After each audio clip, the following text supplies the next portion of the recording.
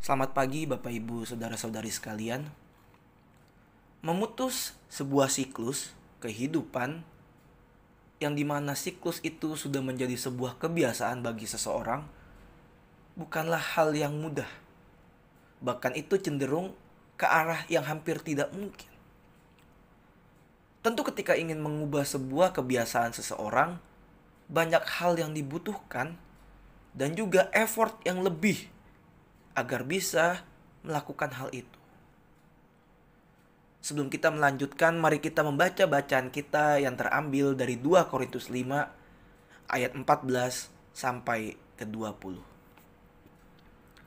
Sebab kasih Kristus yang menguasai kami, karena kami telah mengerti bahwa jika satu orang sudah mati untuk semua orang, maka mereka semua sudah mati. Dan Kristus telah mati untuk semua orang, supaya mereka yang hidup tidak lagi hidup untuk dirinya sendiri, tetapi untuk Dia yang telah mati dan telah dibangkitkan untuk mereka. Sebab itu kami tidak lagi menilai seorang juga pun menurut ukuran manusia. Dan jika kami pernah menilai Kristus menurut ukuran manusia, sekarang kami tidak lagi menilainya demikian. Jadi siapa yang ada di dalam Kristus? Ia adalah ciptaan baru, yang lama sudah berlalu, sesungguhnya yang baru sudah datang. Dan semuanya ini dari Allah yang dengan perantaraan Kristus telah mendamaikan kita dengan dirinya, yang telah mempercayakan pelayanan pendamaian itu kepada kami. Sebab Allah mendamaikan dunia dengan dirinya oleh Kristus, dengan tidak memperhitungkan pelanggaran mereka. Ia telah mempercayakan berita pendamaian itu kepada kami.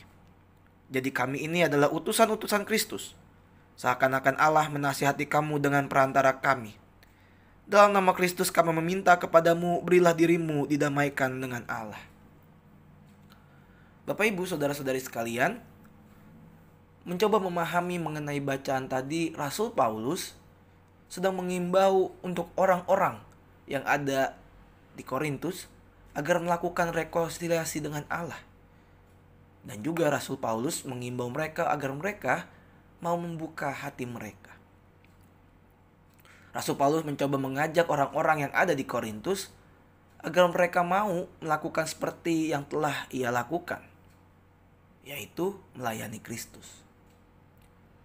Dan dengan demikian mereka bisa diperdamaikan dengan Allah. Rasul Paulus juga menjelaskan inti dari konsep menjadi satu dengan Yesus merupakan salah satu karya pendamaian Allah di dalam diri kita. Di 2 Korintus 5 tadi, sebenarnya Paulus menganyam beberapa tema sekaligus. Ada tema kehidupan, tema kasih, tema ciptaan baru, dan juga pelayanan pendamaian. Yang seluruhnya itu dibingkai dengan panggilan untuk bertindak segera. Karena melalui kehidupan, kematian dan juga kebangkitan Kristuslah, kemudian kita dapat diperdamaikan dengan Allah. Sehingga kita yang menerima berkat pendamaian dari Allah, sepatutnya tidak lagi hidup hanya untuk diri kita sendiri saja.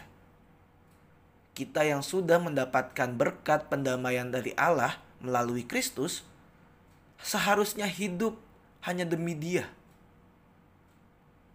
Selain itu pula kita juga didorong untuk menilai setiap orang dengan cara yang berbeda sebagai orang-orang yang sangat membutuhkan karya pendamaian dari Allah.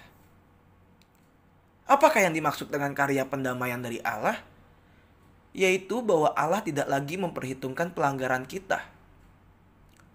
Melalui Kristus, pendamaian Allah itu menunjukkan bahwa Allah tidak lagi menghitung semua pelanggaran dan juga kesalahan kita. Dan dengan desakan yang kuat, Paulus kemudian menegaskan bahwa kita adalah utusan Kristus untuk pendamaian dan berkata, dalam nama Kristus kami meminta kepadamu, berilah dirimu didamaikan dengan Allah. Itulah yang kemudian dicoba dilakukan oleh Rasul Paulus kepada jemaat di Korintus, dan juga mengajak kita untuk meninggalkan kebiasaan kita dan menerima hal yang baru. Bapak Ibu Saudara-saudari sekalian, Melalui firman barusan, kita kemudian diajak oleh Rasul Paulus untuk meninggalkan kebiasaan lama kita dan mencoba untuk melakukan hal yang baru. Rasul Paulus mengajak jemaat di Korintus dan juga kepada kita saat ini untuk meninggalkan kebiasaan duniawi kita dan menerima hal yang baru yang datang dari Tuhan.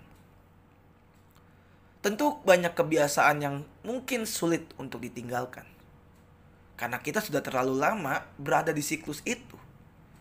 Seperti misalnya ketika kita mengeluh, kemudian kita iri hati, cemburu, congkak, sombong, dan masih banyak lainnya. Kita sudah terlalu lama hidup di dalam siklus itu, sehingga kemudian itu menjadi suatu kebiasaan yang mungkin sadar atau tidak sadar kita lakukan. Tetapi kemudian ketika kita mengingat apa yang disampaikan oleh firman Tuhan barusan, kita akan mengerti apa yang dimaksudkan dari Allah melalui tulisan Rasul Paulus ini. Ketika kita sudah menerima hal yang baik dari Allah, maka sepatutnya kita tidak lagi boleh hidup hanya demi diri kita sendiri saja. Kita seharusnya hidup demi Dia.